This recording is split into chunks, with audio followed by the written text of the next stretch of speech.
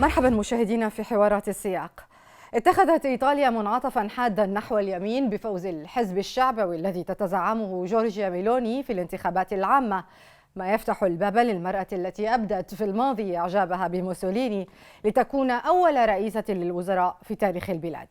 عموما للمزيد من المتابعة حول هذا الملف ينضم إلينا لورينزو كاستيلاني، أستاذ مساعد في تاريخ المؤسسات والأحزاب السياسية. أستاذ لورينزو، مرحبا بك معنا. Thanks for the invitation. إيطاليا اتجهت إذن نحو اليمين، هذا أكيد، لكن الغير أكيد، هل اتجهت نحو الفاشية؟ No, Italy is heading towards a right-wing coalition government. This right-wing coalition government is composed by three forces. Two of them can be considered far-right, and the other one, led by Silvio Berlusconi, is moderate. The most voted party is Fratelli d'Italia, led by Giorgia Meloni. This party has some roots in post-fascism in the past, during the 70s and the 1980s, but then there was a substantial shift towards a more traditional, conservative and nationalist right. So the use of the term fascism is not really appropriate for this experience. What we can say is that Italy will have a right-wing government with a nationalist posture, but using the word fascism is misleading. واضح، لكن كيف تفسر ذهاب أغلب وسائل الإعلام الغربية والمرموقة منها إلى وصف اتجاه هذه الانتخابات نحو الفاشية، حتى أن ماثيو رينزي قال إنها أخبار مزيفة؟ هل تتفق معه في هذا الطرح؟ Well, it's an exaggeration. There are some radical factions within the right-wing coalition who are still using some of the post-fascist symbology or rhetoric, but they are, only a small faction of a very wide coalition. So Renzi is right on this point.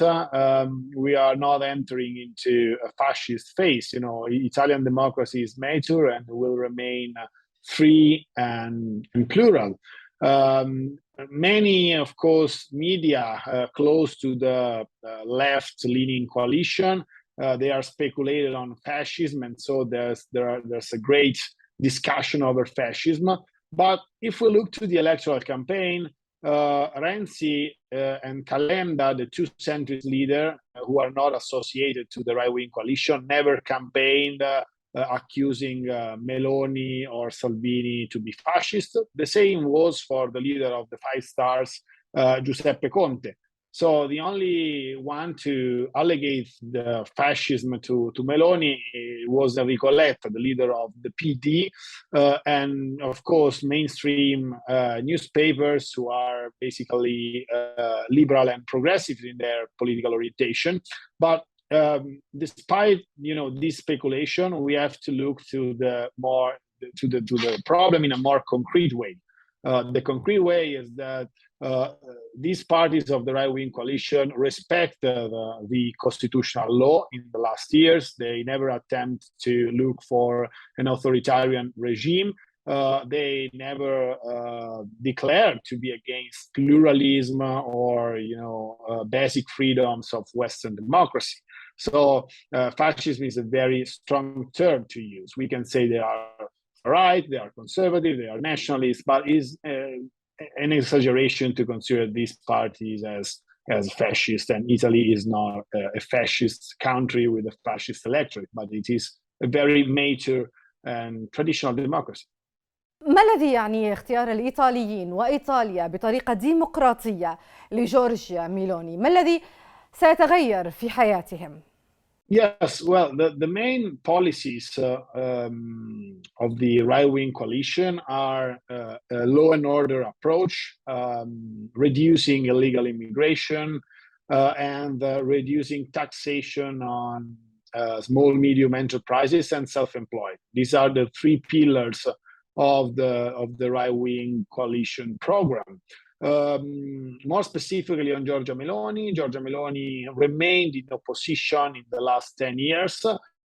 So she's perceived as a charismatic woman, a very effective leader, and particularly she's considered by most of the electorate as a consistent and coherent political figure, because she refused to agree with parties that were not on the right. So she refused to ally with Five Stars or with the PD, as her allies, Silvio Berlusconi and Matteo Salvini, did in the last years. So for this reason, her party moved from 4% of 2018 election to 26% of the last general election. So a great success for her.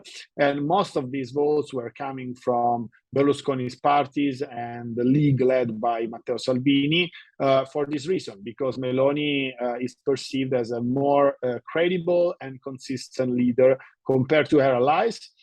And the right-wing coalition is considered more united and compact compared to the left, which was divided into three different coalitions. And so also for the functioning of the electoral law, it was easier for the right-wing coalition to get the majority of votes and as well the majority of seats. كنت أشرت إلى موضوع المهاجرين، باعتقادك المخاوف على أوضاعهم مبررة؟ وهل فعلا ستقيم حصارا بحريا في البحر الأبيض المتوسط لتشديد نظام الحدود؟ Yes, Meloni before the election was arguing that she would have imposed a naval blockade, but in logistic terms, a naval blockade is very difficult to achieve, and there are also problems of breaching international laws of the sea. So what we can suppose now is that probably the Italian government will assume a more assertive role, particularly in Libya, attempting to stabilize the Libyan government and providing support, also military if needed, in order to tame, reduce, and govern the flux of legal migrants that are basically passing mostly from Libya. So a more assertive foreign policy in the Mediterranean is a possible option, a likely option for Italy next year if the government will remain in power for the entire legislature. And of course, the politics in the Mediterranean will look as well at, the energy crisis. So it will be very possible to continue the diversification process of gas supply that Mario Draghi started. So on this issue, there will be continuity with the new government, and Italy will continue to look at, the Mediterranean Sea as a place in which to exercise her military influence in order to tame immigration, but on the other side as a land of opportunity, particularly for energy and oil. So from this point of view, there will be a certain continuity and stability of Italian foreign policy, also with Meloni as Prime Minister.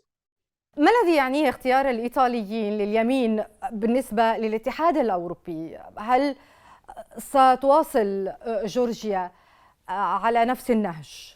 Yes, what we can expect from Meloni is, in terms of budget and next generation EU plan, for example, a certain continuity with Draghi's government. The same could be said for the position of Italy regarding military support to Ukraine.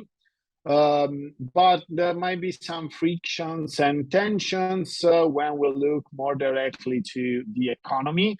Because of course a nationalist government will have a more protectionist approach, particularly in terms of economic cooperation with France and Germany. The government probably will aim to protect some strategic industrial sectors of Italy. So some tension might rise in the relationship with France and Germany, which are the two countries with which Italy is more integrated at economic level. And if the economic situation will worsen very much in Europe, another possibility for a tension is that there might be tension, particularly on the next budget law, the ones of 2024, because of course, in this case, if the space for financing Italian economy will be reduced by the sum of inflation and economic crisis. So in this case, with stagflation, could be a very difficult moment for Italy, looking for more, let's say, expensive approach by the ECB and by the EU rules. So some more tensions are possible. They will depend also from the evolution of the scenario, but we don't expect a shock in the short run in the relationship between Italy and the EU. بما أنك جئت على ذكر فرنسا، باعتقادك كيف سيكون لقاؤها الأول بعد أن تصبح رئيسة للوزراء مع ماكرون الذي انتقدته علنية؟ Yes, France government assumed a very aggressive stance towards Giorgia Meloni after her victory, probably not very diplomatic, not very smart in diplomatic terms, because the government is still in the phase of constitution, so it was largely exaggerated to create some tensions by the French government. Emmanuel Macron attempted to reduce a little bit this very aggressive stance by his prime minister, but what we can imagine is that Meloni will try to meet Macron very soon. Of course, the two countries has a very difficult relationship in the sense that from one side, the interests of Italy and France at European level are very close, particularly concerning the economic integration in the EU and the expansion of the EU budget. But on the other side, there is also very strong competition between the two countries, particularly in some industrial and financial sectors, for example, concerning banks or insurances or telecommunication. There are, some competing interests. The same could be said also for some foreign policy issues, as Libya or energy diversification. There's a strong competition between the two main oil companies of these two countries. So it is fundamental for Meloni to establish a good relationship with Macron in order to cooperate with him at European level, but at the same time, there should be a negotiation on what Italy and France could do together, particularly at industrial, financial, and economic level, looking for a more balanced relationship between Italy and France. And I think Meloni will attempt to do it through his protectionist posture. So for sure, the relationship with France is one of the most delicate points of the future government and in general of Italian foreign policy. من السويد مرورا بفرنسا والآن إلى إيطاليا، لماذا باعتقادك تتصاعد الشعبوية والتيارات الوطنية في أوروبا؟ Well, in Europe we are facing a very long crisis since more than 10 years now.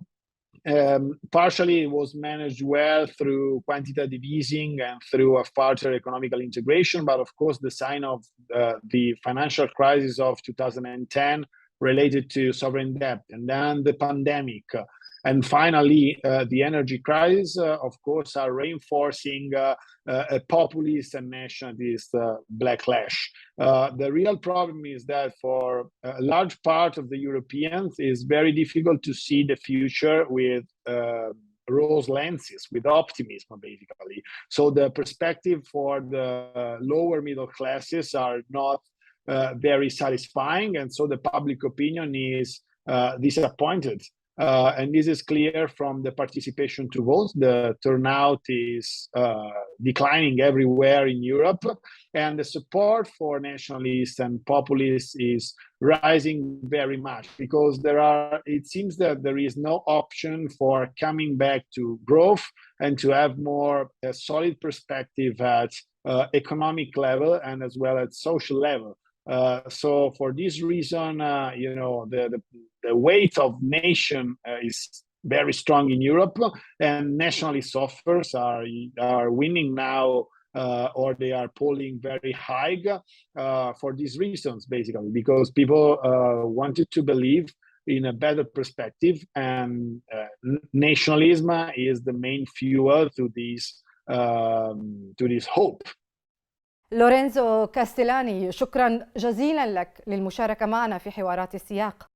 Thank you very much. مشاهدينا، شكرا على طيب المتابعة. إلى الملتقى.